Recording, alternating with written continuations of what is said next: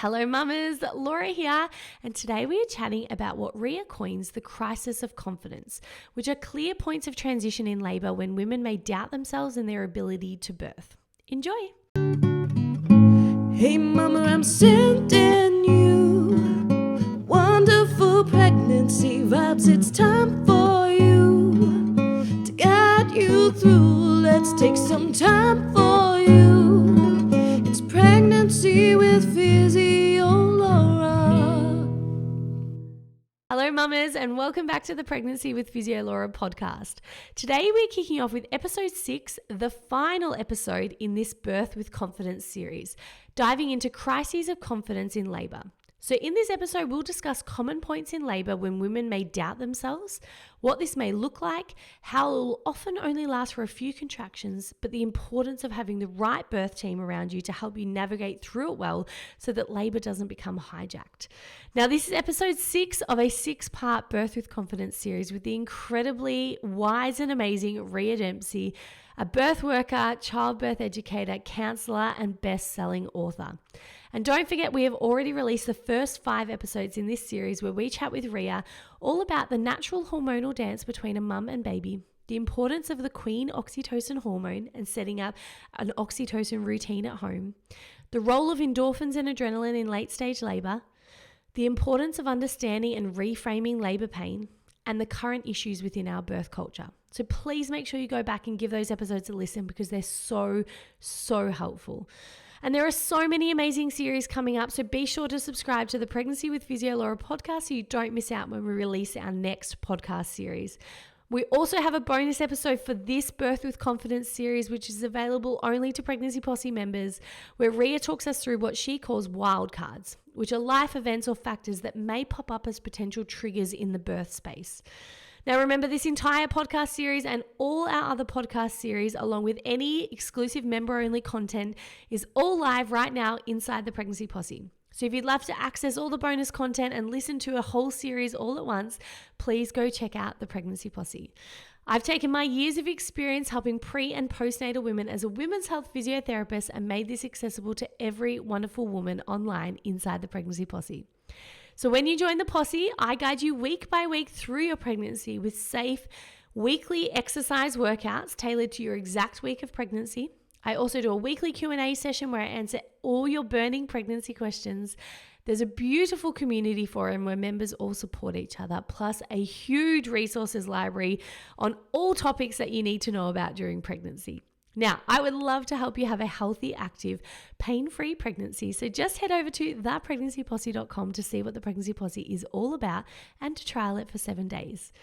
Now, let's get into episode 6 in our 6-part Birth with Confidence series. Crises of confidence is such an important topic to know about and be prepared for when you're entering into labour and birth. So enjoy.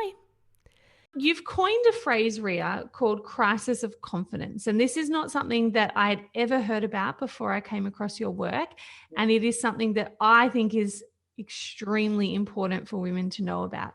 So can you talk us through what is crisis of confidence? What are they? How can they present themselves and where may they pop up during the labour? And how can women work through them, or how can their birth team help them to work through them? Yeah. So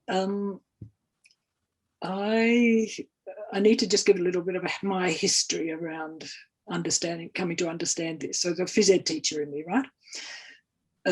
Also, I'm a counsellor here. So I guess in both of those areas, knowing as a phys ed teacher and an outdoor adventure person that there are times when people, their bodies are perfectly capable of doing that abseiling or what have you, but they're in a freak out up the top of that cliff about the fear or the concern or the worry. In a counselling session, perhaps people are able to release their feeling, but they're fearful about what they might expose or what have you. So there can be points of feeling resistance to something that's happening and going into a sort of a catastrophizing around trying to stay in control or to hold things together. So it's a mixture of fear, it's a mixture of intensity of either emotion or intensity of physical, whatever it is physically you're trying to achieve. So certainly in both of those scenarios separate to birth, as an outdoor adventure person. I mean, if you didn't know how to talk somebody down off the cliff or to encourage them into, it's a bit scary, but you can do this and you can breathe into it and so on, so on. And the same in terms of counselling and doing emotional work in that way. So I started to, wasn't that I started, but that was part of what I brought to birthing as well, yeah? But what a lot of women probably, when they first start to read about birth, will hear about transition. Yeah, with transition, so we've got first stage, late first stage transition, and second stage, the birth of the baby. And transition is spoken about as the time, usually referenced at about 8-9 centimeters through to fully dilated, as a time when women will just be losing it and be very distressed and upset and feel that they can't go on and blah, blah, blah. Yeah. And that is understood to be a sign of that things are going brilliant, actually, and she's very soon going to start pushing, and how wonderful. However, what I was starting to hear in terms of some of the birth debriefing that I was doing, and even from midwives, and this is, I'm talking now about in the probably late 80s. And this is when epidurals were starting to come in.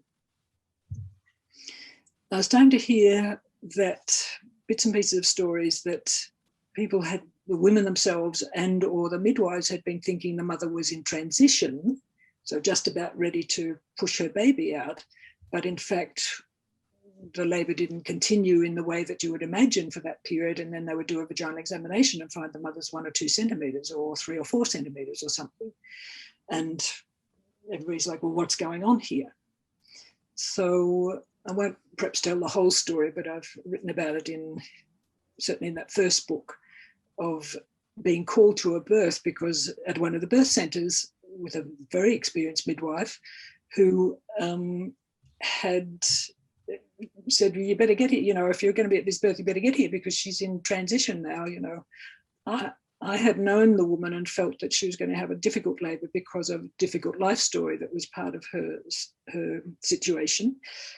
But as I was going to the hospital, how wonderful to have all my pet theories blown out of the water, and she's just about to have a baby, and it seems like it's just been very, very straightforward and quite fast labour. Anyway, when I got there, the midwife was expectant in terms of that soon she would be starting to push the baby out, and I myself was feeling, no, I don't know about this. So after some negotiation and what have you, a vaginal examination was done, and she was only 1 to 2 centimetres. So luckily she was in a birth centre, and the mother trusted us all, and so she went home, was able to regroup and settle into her labour and so on, and eventually I think about another 12 hours later we were back there in the birth centre in a beautiful water birth with that baby, with a good support team around who could help her to move through that. So I myself was starting to think, well, as I said, I was hearing more of these stories, and so transition is one thing, but what's happening is we're getting these crises of I started then to talk about crisis of confidence, which I would always talk about with somebody on the top of a cliff. You're just having a crisis of confidence. You can do this. So a crisis of confidence. Nothing going wrong. Not a crisis of anything going wrong, but just coming to a point where it's more challenging than you had thought, or it's ramping up, the intensity is ramping up and feeling like, it's too much, and you're questioning whether you did want to do this anymore or what have you because of the challenge, but also separating that sort of emotional crisis of confidence from transition. That there can be more of these points. It's not all about transition, because it's very hard, unless you've got a good team around you, very hard to come back from thinking you're in transition to then finding you're only 1 to 2 centimetres, So as I was talking to other midwives and then started to talk about it like this and explain it, then that has given a new language for midwives in particular to be able to talk with women and childbirth educators, to prepare them that there can be these points. And so then in that book, I talk about the particular crisis of confidence, and they sort of all come at a point where the labour is ramping up. Yeah. And so for women who are well supported, then generally as they're making adjustments, as the contractions are getting longer or stronger, or the endorphins are starting to come in, these are all points at which the labour is intensifying, and i.e. getting better and better and better in terms of its efficiency and action in the body and so on. But all of those points of building are also building in terms of the functional physiological pain. Yeah? Mm. So that 1 to 2 centimetres is a big point of change. The next is that 3 to 4 centimetres, which is a big one. 7 centimetres is a huge one. Mm. So they're predictable as points of ramping up the intensity of the birth experience. Mm. More sensations, stronger sensations, closer together contractions, etc., etc.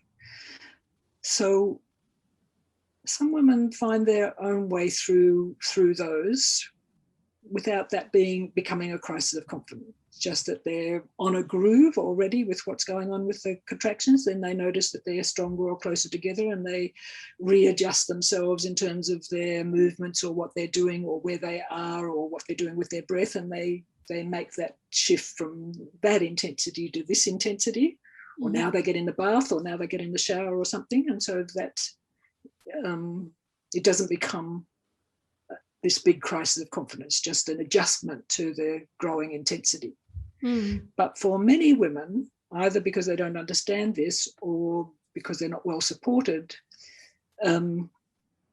that adjustment of feeling like they're on this groove and they're feeling like they're just coping with this, and then now there's a few contractions that are stronger, and now it's like it's all too much, and they go into the typical behaviours of the growth. Too much, my back's going, I can't do it. All of the particular behaviours that would be an expression of a crisis of confidence. So then we then get into all this whole thing that I talk about in terms of pain dynamics. So if the mother is in a crisis of confidence, where she herself feels like it's too much, even if she's done breathing preparation before and what have you, and now she's feeling like getting out of this is too much. Too much. Exactly what all those women were saying. It is too much. I do need the FGF. What is going to happen at this point is actually more dependent on who's with her and what are they going to do at this point. Mm. Because if she's in a hospital setting, what is going to happen, and particularly nowadays, it's pretty much the epidural is going to happen, which then hijacks that whole situation. So I've got a whole elaborate thing about the pain dynamics, that the mother at that point, remember, she now is feeling like, I don't care what I've said before, this is too much and I can't do it and I need to get out of this. And so she's looking for the way out. Yes. And so she's looking for, in that circle of people around her, even if they've been gung-ho about, no, I'm going to keep you working with the contractions, she's looking for sympathy. And if she's got inexperienced people with her, like her partner who's never been at a birth before, or her mother, or anybody in her circle who she could get caught in a sympathy loop. And remember, I'm saying, as you suggested, that pretty much the cultural understanding about pain in labour is, oh, the poor things. Mm. So pretty well anybody, unless they're very experienced about normal physiological childbirth and has seen it and know to trust it, pretty well anybody can be elicited into a sympathy loop. And so then everybody wants to save her, poor thing. She wants to be saved. The birth gets hijacked and off we go then to those very high intervention rates. Mm. Whereas that aspect of at those moments, to have somebody in that circle who knows what it looks like, feels like, is like, how to support it, how to encourage the mother through that, crisis of confidence, a well-supported crisis of confidence. And maybe it lasts 10 minutes, quarter of an hour, 4 or 5 contractions. Mm. It's not the whole of the labour. Yes. It's just that unless it can be, they're crucial moments, because if they can't be supported, then it's that hijacking point where that labour is going off in that other direction. So somebody who can just step in at that point and, breathe through a few contractions, encourage the mother, now how about some dancing, maybe now some water, maybe now some dim lights, maybe now some pacing, whatever, just to move through into that greater intensity and find, and then the mother finds her groove and off she goes again. Might be another crisis of confidence a bit later and we do the same thing, but it's like, I use the analogy, that it's like it's not exactly like, of course, but it's more like than it being a medical emergency. So it would be like having a fun run that starts at the base of Mount Dandenong and finishes at the top. And so, as you're winding your way up, you might reach a few crises of confidence where you think, why did I get out of bed at 6 o'clock this morning to come and torture myself like this? As you go around another bend and see it's going to go up any higher. But if you've got good buddies with you or people who can help to pace and to get your breathing and your rhythm of your steps, and you move through that and off you go a bit longer and a bit further and so on. So it's similar to that, yeah? It's not that these crises of confidence are the whole thing. It's just that they're very vulnerable points, particularly where the cultural message comes in, you poor thing, and the mother herself is feeling, I am a poor thing. And so it's a little bit more complex than that, because for some women, that crisis of confidence may have a whole other backstory of other distress or trauma or things that may also be triggered, that may be coming into that picture and which may need some more expertise to move through. Yes. But and they're those wild cards you talk about, which we will touch on in a second. Yeah. I was just having a little giggle to myself because I remember you saying, I think it was in a home birth setting, but if you can see a woman about to go through a crisis of confidence and she wants to pull her partner into that sympathy loop, and she just says, we just need a moment. Can everyone leave the room? She wants to really grab the partner and say, get me out of here. I don't want to do this. That's when quite experienced midwives go, no, we're just going to stay and we'll potter around. Yes. Or I not joke, but it's happened so often. If partners are sent out to get supplies quite regularly, it's because, the experienced people can see that there's some of that sympathy loop is getting drawn upon. Yes, and I think that's such a great thing to be able to have awareness of. And it's not that you're not acknowledging what the woman is saying, but you just know that this is part of a labour, as a lot of women will go through phases where they say, I can't do this anymore. And it doesn't mean they can't, it just means they're feeling overwhelmed. Yes. And I have spoken to quite a number of like home birth mamas who are so willing and so educated, and just like a really great example of preparation and understanding natural birth. And I really love speaking to them because I'm just thinking of two examples. One of them begs for a C-section at a certain point in her labor every time. She's had a few babies. And I was like, oh, wow, okay, that's really interesting to know, because she's so fierce in wanting this natural birth. But she said, I'll get to a point where I'll just say, give me a C-section now. And another lady, I remember her saying she was having a home birth and she was just wanting, which sounds pretty intense, but she was just wanting something to go wrong so that they could transfer her to hospital. I'm sure you've heard this all before, but for me, it was really fascinating and really informative. And I then told my husband this, that, if I have these points in labor where I say things that you wouldn't have expected me to say because they weren't part of my plan, that's okay. That doesn't mean it's all derailed. It's just a really natural point, these crises of confidence.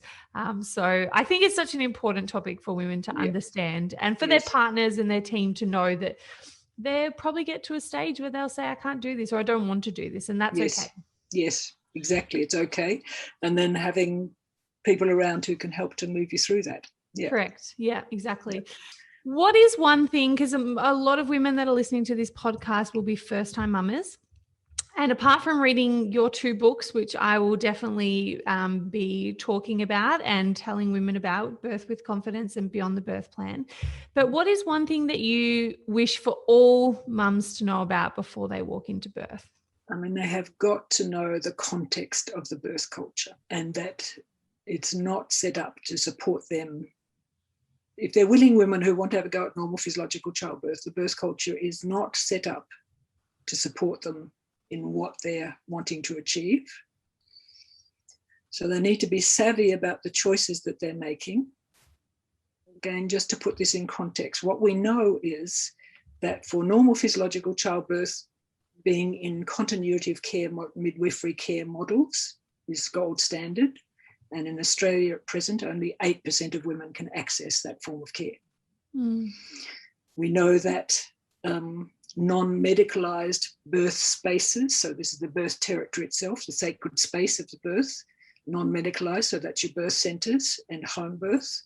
Well, I've given you the stats, 2.7% for birth centres, 0.3% for home birth, but normal physiological childbirth occurs much more favourably in those settings, but that's not really part of mainstream birth culture.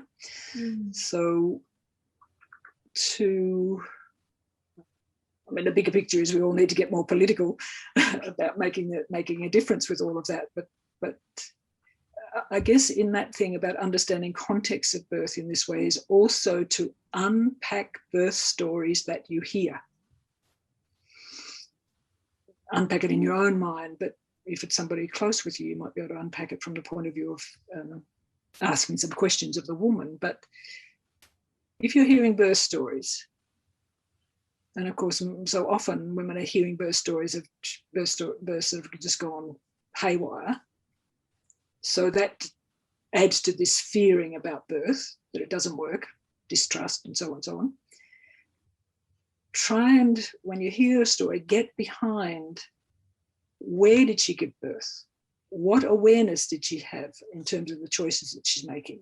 How much of that birth unfolded like that because in that woman's situation, there was something not okay in her body or the baby?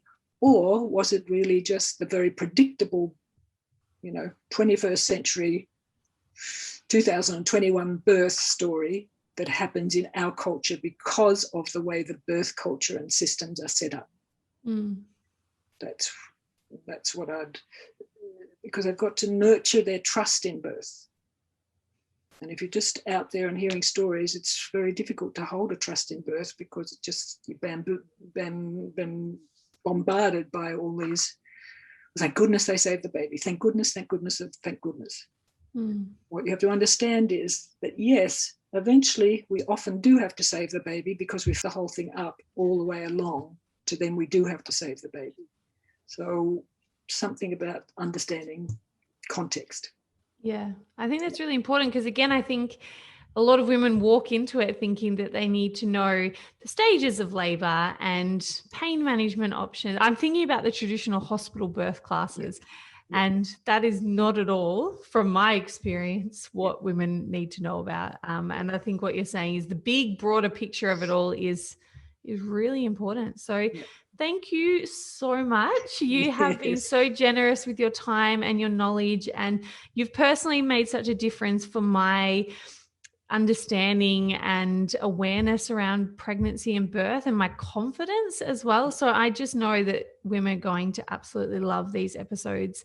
And I really appreciate you writing your books and sharing your knowledge and giving up phys ed teaching so that you can come into the birth space, because we need women like you for sure who are pioneering the way to really regress and go back to how we should be doing it. So thank you so much for giving up your time today, Rhea. I appreciate it. Good. So beautiful to be with you. And I wish everybody who's hearing to just go have a fantastic time having those babies.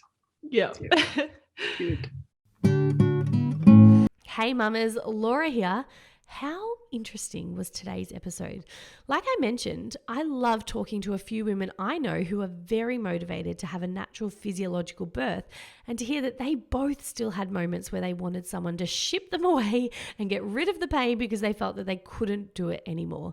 I know for me personally, this really helped my confidence, because prior to understanding this term, I thought that if I wanted an intervention-free birth, then I should never have these moments of doubt or begging for intervention. And that's just not the case. So I've worded my husband and my birth team up that it may happen that I will beg for A, B, or C, but that doesn't necessarily mean I want that or that that is true. It may just be me having a crisis of confidence as labour steps up to the next level. So I hope that having language around this topic has helped you as much as it helped me. And if you'd like to learn more from Rhea, you can find her at birthingwisdom.com.au. And as always, I would love to hear from you over on my socials at PhysioLaura, and let me know what your favourite part of that episode was. And if you haven't already, just subscribe to the Pregnancy with PhysioLaura podcast so that you don't miss the release of our next incredible podcast series. And remember, for most series of the podcast, we do record exclusive bonus content for Pregnancy Posse members. And in the bonus member-only episode for this Birth with Confidence series, Rhea talks us through what she coins wildcards and how certain life events or social emotional factors can pop up as triggers in the birth space. Inside the Pregnancy Posse, you'll also find weekly guided pregnancy workouts, an extensive resources library on birth prep, pelvic floor exercises, managing pelvic pain, and so much more, plus a wonderful community forum and weekly Q&A sessions with me. I would love to help you have a wonderful pregnancy, birth, and postnatal journey, so just visit thepregnancyposse.com to see what the Pregnancy Posse is all about and to trial it for 7 days. I will catch you soon for our next amazing podcast series that we have lined up. But until then, mamas, sending you wonderful pregnancy vibes and enjoy the incredible journey that is pregnancy.